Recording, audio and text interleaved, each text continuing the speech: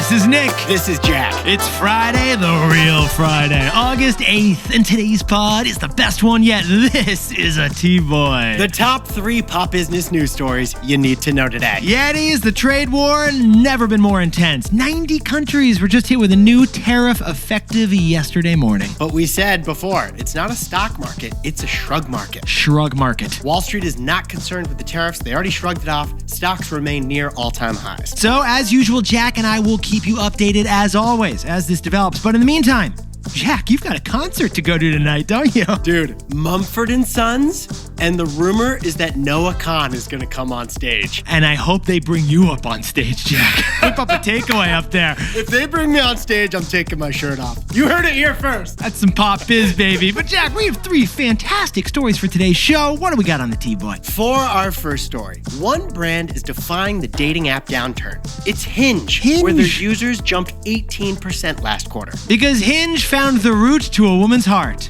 The double date. For our second story, the #1 movie on Netflix right now is also the #1 album on Spotify. KPop Demon Hunters. Real title, that's the name. KPop Demon Hunters. It reveals the most important metric in the whole media industry. For our third and final story, despite a brutal summer of rainy weather, Titleist Golf just had its best quarter ever. So Jack and I dove in T-Boy style on why golf balls are bigger than golf clubs. But Yetis, before we hit that wonderful mix of stories. A fantastic mix of stories to go into a weekend. Love the mix. The drink of the summer 2025, Nick and I predicted right before Memorial Day that it would be the margarita. Ah, the margarita, because in moments of instability like right now, consumers crave comfort. But it turns out we were wrong. Yeah, we were wrong. The drink of the summer is actually the Spaghett. Not spaghetti, it's the Spaghett. Jack and I will explain. A Spaghett is a bottle of Miller High Life where you pour out a little bit of the beer and replace that space with an Aperol shot and then a squeeze of lemon. It's basically a cheaper version of an Aperol Spritz. It's a Spritz dupe. It's also known as a NASCAR Spritz or a Hobo Negroni. Or the Trailer Park Cocktail. It doesn't sound like my kind of drink, but let's roll with it, Jack. Dude, I've had one. Delicious. It has the same core flavor profile of an Aperol Spritz. You know, carbonation with a twist of fruit. But instead of $15, it's only going to cost you $5. Because it traded out the fancy Prosecco for the cheapest beer in the bar. It's a financial trick shot. That's what we find fascinating. 80% of the taste for 50% of the cost. 100% of the satisfaction. And this summer, sales are surging for this Aperol Spritz dupe. Get this. According to Square, orders for spaghettis are up 65% from last year. Since 2022, orders for spaghettis are up 1,000%. Spaghettis, whatever. It actually was invented in Baltimore 10 years ago. Yeah, daiquiris in football, that's what Maryland does. I think it's spaghettis in football. Because in this economy, you sub out the tariffed Italian Prosecco for the untariffed American beer. By the way, Yetis, I was served my first spaghetti at the after party of our live show, and I didn't pay for it. I was a witness. A lovely Yeti who flew in from Dallas bought one for me. It was great. And you know what, besties? We can still taste the savings. Let's hit our 3 stories. One more round! Spaghetti's on us! 15 years before this song, 2 boys from the Northeast met in the dorm. They had an idea that caused a cultural storm. It's the best one yet, but the best is the norm. Jack, Nick, that's it. I don't even think they need to practice. 50%, that's a fat tip. T-Boy City on your list. If you know, cause we ready to go. We can't wait no more, so just start the show. Start the show. For our first story, who says dating apps are dead? Your single friend might, but Matchstock just jumped 10% on a dating app turnaround led by Hinge. Hinge has revealed the secret to a woman's heart is a double date. Ah, Yetis, Tinder fatigue, swipe sickness, Bumble burnout. The macro theme in the dating game? Yeah, Jack? I'm done letting algorithms decide my date. Even though the dating app industry is tariff-proof, dating app stocks, they are down, the users have been lost, and profits have been cut. Just about every dating app stock is down at least 80% from their all-time high. Instead, for Gen Z, their meet cutes are IRL again. Run clubs, book clubs, going clubbing at actual clubs. People are trying to meet other people in person. Jack, our creative director, Rachel, she met a guy when she got injured at a triathlon meet, right? I think he was a medic. Yeah. She's the first person to request CPR. No. She's the first person to give her insurance number before her phone number. I think I need mouth to mouth. I'm not sure if you do, but we'll roll with it. Yetis, this has led to such surprising news, Jack and I had to cover it. And the news is from Hinge. Hinge announced yesterday that the number of paying users rose 18% last quarter for their parent company, Match Group. Tinder actually shrank again, but Hinge's revenue jumped 25%. Revenue per a paying user, it's up to $10 a month. Now, the context here, Hinge is the more mature dating app. It's less hookup, more apple picking in October with a very nice sweater hookup. Both Tinder and Hinge are owned by Match, and the stock jumped 10% yesterday. Yeah. Hinge is crushing it. Those aren't our words. Yeah. Those are the CEO's words. The first time we've ever heard crushing it on a corporate earnings call, and we're cool with it. So, Nick, what is Hinge doing that Raya, The League, and OkCupid aren't? Well, here's what we discovered. Hinge is focused on females. As the CEO put it, the Hinge team put a significant focus on the female experience. For example, Hinge has cut down on ghosting with a reminder to get guys to respond to your DMs. Come on, guys. Come on, man. Hinge has found an interesting balance. They're not explicitly female first like Bumble.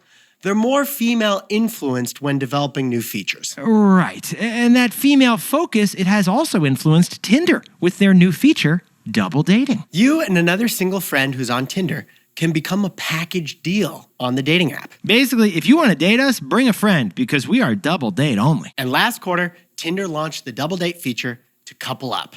And the numbers have been fantastic. Users are in love with it. What are we seeing, Jack? Women are 3 times more likely to send a reaction and 4 times more likely to match when one of them are using the double date feature. Women have become the power users. A third of Tinder is now using this double date feature. 26-year-old Sarah is sick of swiping on dating apps. Yep. But it becomes a more fun activity if her roommate Ruby gets to team up with her. So add it all up, and Tinder's business model just got saved by a wing woman. Even if the date is a disaster, Sarah and Ruby can go to another place and laugh about it. Yeah, and it's probably more fun. So Jack, what's the takeaway for our buddies over in the dating apps? Products are like real relationships. You gotta keep them spicy.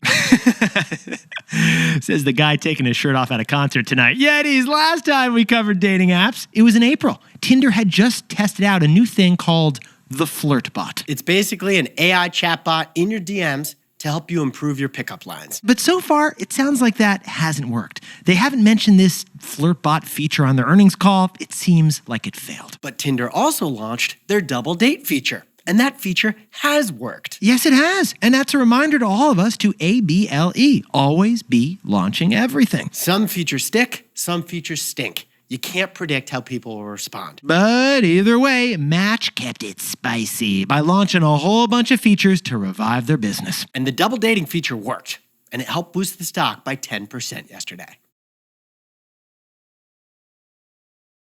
For our second story, the top movie on Netflix right now is also the top music on Spotify, K-pop Demon Hunters. The wild success of this cartoon band reveals the number one metric you need to know about: time spent. Time spent. Speaking of time spent, Yetis, Jack and I were watching some Netflix over the weekend. We noticed something interesting and we had to dive in T-Boy style. The number one album in the world right now is a soundtrack to a Netflix cartoon movie. And Netflix and Spotify is like a cultural merger we're going through, Jack. Let's break it down. K-pop Demon Hunters. Yep. The protagonists of this movie are a K-pop girl band, and their music, which is fictional, is fire. In fact, 7 of the top 11 songs in America right now, according to Spotify, are from this K-pop Demon Hunter animated movie. And those same 7 songs are also in Spotify's top 20 globally. Basically, they're making BTS blush right now. Now, I've been listening to the music all morning as I researched this story. I'm officially a fanboy. You going to that concert too, Jack? So wait, let me just add this up for a sec, man. All right, we got a fictional band that is the top real band on Spotify, and it's been in the Netflix top 10 movies for 7 weeks now? Yeah, it's not K-pop, it's fake pop. But it's real. But Yetis, this is what we discovered. This movie that we're talking about right now, it's actually been watched twice as much as the movie theater blockbusters this year. What the heck is KPop Demon Hunter. Okay, we'll explain. KPop Demon Hunters is an animated movie. It's produced by Sony and it is streamed right now on Netflix. Here's the plot. There are these demons in Korea that suck the souls out of people, and the only way to defeat them is with music. For hundreds of years, there's been one K-pop girl band that slays those demons, and they do it with singing. But here's the conflict. This latest evolution of demons, they transformed into a K-pop boy band. And this K-pop boy band are absolute heartthrobs. So the people they're trying to victimize are total fanboys just like me. Add it all up in the soundtrack that is #1 on Spotify, it's half sung by the K-pop Demon Hunters and half sung by the Demon Boy Band. Now here's what we found fascinating. This movie is the #1 most watched movie in the world this year by 2x. All right, we got the numbers. The #1 box office U.S. movie is Lilo and Stitch with $1 billion in revenue. And if you assume a $6 per ticket global average price, that means it's been watched by 170 million movie theater goers. Okay, but K-pop Demon Hunter on Netflix, it's been viewed 159 million times. Slightly less than Disney's Lilo and Stitch, but still rising fast. But Nick, that's not apples to apples. Right. Because Netflix isn't watched alone.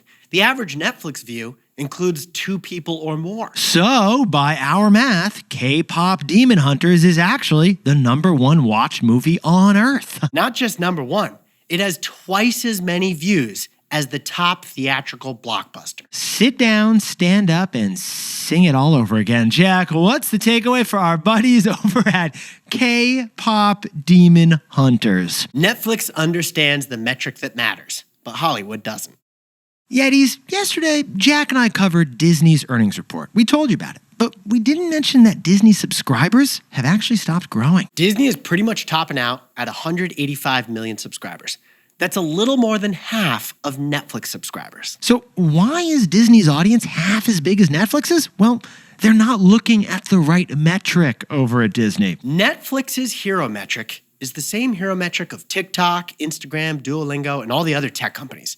It's time spent. Netflix doesn't care about winning Oscars or box office revenues. Those are vanity metrics to these guys. What they care about is how much time their subscribers spend watching Netflix. Or another way to think about this, a Hollywood executive ain't interested if you watch for 2 minutes or 2 hours because both those viewers pay them the same amount. Old school execs are like, who cares? As long as they're paying, I don't care how much time they spend. But a Netflix exec knows that more time spent is a reflection of more love and that you're more likely to stay subscribed for a longer period of time. So K-pop Demon Hunter, it's not on the list of top box office movies, but it's #1 where it matters.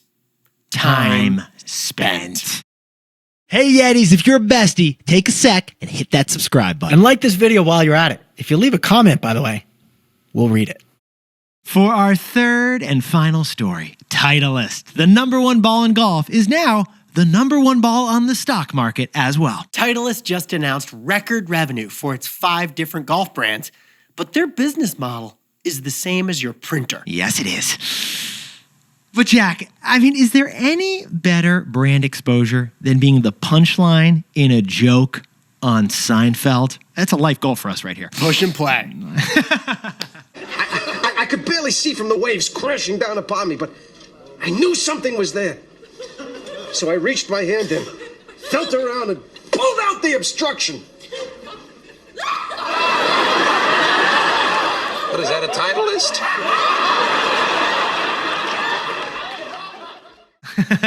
Titleist. Yetis, sometimes Jack and I get frustrated when a corporation misses an opportunity to brand their company to the public. Because one publicly traded company owns only golf brands. They own Titleist, they own Scotty Cameron, they own Pinnacle, they own FootJoy, they own all of them. But instead of calling themselves Golf Corp, Birdie Holdings, or 4Play Inc., they called themselves Acushnet. This is a pure play putter stock, and yet their name is Acushnet? Now, I guess it's named after the river in the city where the company was founded, which is in Massachusetts. Just outside Boston. But we think Acushnet should actually be called Titleist, because Titleist is their biggest brand in golf, and it's 63% of this company's sales. If they were called Titleist, Cosmo Kramer would be a shareholder. this golf company just had its best quarter in golf history. Record revenue, record profit, and the stock is sitting close to an all-time high. They just tapped it in. So, besties, here's what Jack and I are thinking. Like a golfer who just finished 18, how about we count up Acushnet's score for the past 5 years? Gladly, Nick. The pandemic created a ton of new American golfers. Oh, we're talking huge numbers here, right, Jack? Revenue for this golf company today is $2.5 billion a year compared to $1.5 billion pre-pandemic. And you know what? You can actually see those new golfers in this company's financial numbers. Nick and I jumped in T-Boy style to the 2021 annual report. In that year, golf club sales grew twice as fast as golf ball sales. Now, here's why that's interesting. Usually, it's the opposite. Because you only need golf clubs every 5 to 10 years, but you need new golf balls all the frickin' time. I go through 3 sleeves per hole, Jack, and that's a record. Dude, I love links courses because you can always find your ball. I just take other people's balls. I'll admit it here. Victimless crime. Now, despite the brutally wet early summer we've had in 2025, Acushnet reported solid golf ball sales in the second quarter. All of the northeast of this country had almost 25 straight weekends of rain this year. It was brutal. As a result, I've only played 2 rounds this year. But golfers still bought umbrellas. But apparently golfers were buying umbrellas. Actually, Nick, golfers bought golf umbrellas from Acushnet. Yeah, we see that too. Golf gear was the fastest growing category for the company by far this year. But this part's interesting. If you think about it, there's a direct correlation between the number of golf balls purchased and the amount of golf being played. And the number of golf balls bought remains about 40% higher than before the pandemic. The pandemic golf boon has not waned. So Jack, gold jacket, green jacket, what's the takeaway, Jack, for our buddies in the golf industry? Even though printers are dead, the printer and ink business model lives on. Yetis, new golf clubs are very expensive, but surprisingly, they also don't make much profit. Think about it. Golf clubs are costly to make. There's a bunch of different lengths. There's different pitches. You need a left-handed and a right-handed variation. But balls, on the other hand, are much more uniform, so the factory can pop out 1 million of those balls way more efficiently. That's why golf balls are about 20 percentage points more profitable than golf clubs. And that's why Titleist is happy to offer you a discount on that nice new set of irons, because that buyer is a ball buyer for the rest of their life. And the balls are where the real profit is made. Besties, this is the same business model as the printer. The printer is the unprofitable part. And the printer ink. That's the profitable part. Because the profits are in the balls.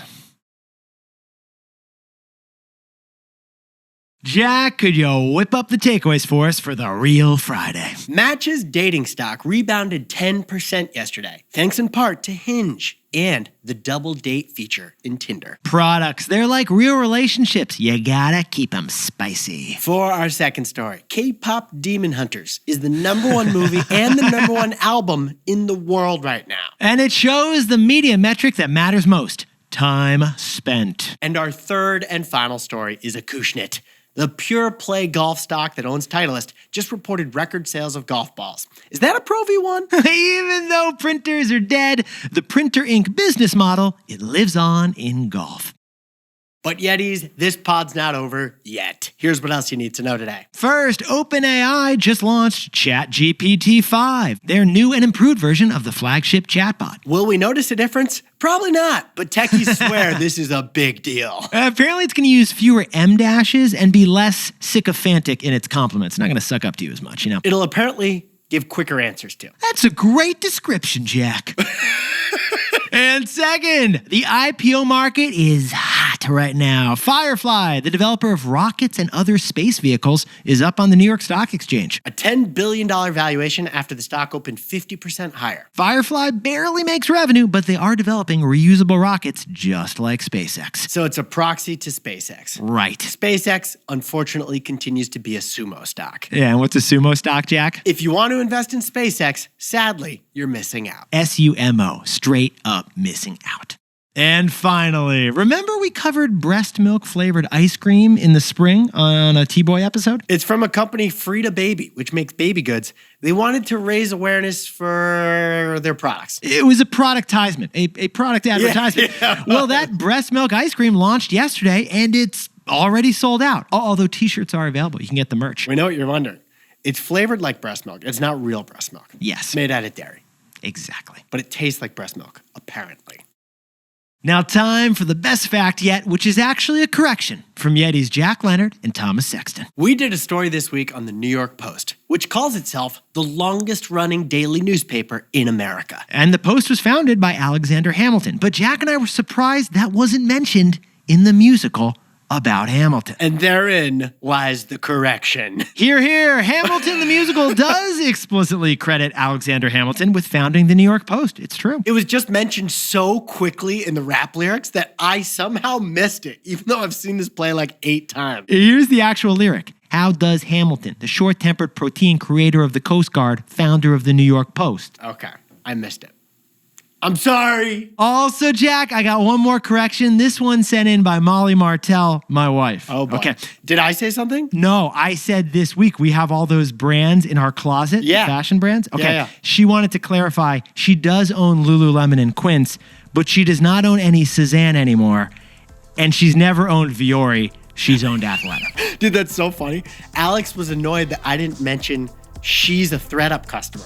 Dude, every week our closet gets emptier because of her ThreadUp usage. So Yetis, we apologize to everyone for Jack's and my corrections. And you all look fantastic this week, by the way. Celebrate the wins and tell a buddy when you're at brunch, HYHTBOY. That's how we grow the show. Have you had the best one yet? It's the best way we grow the show is you telling friends about it. If you know, you know.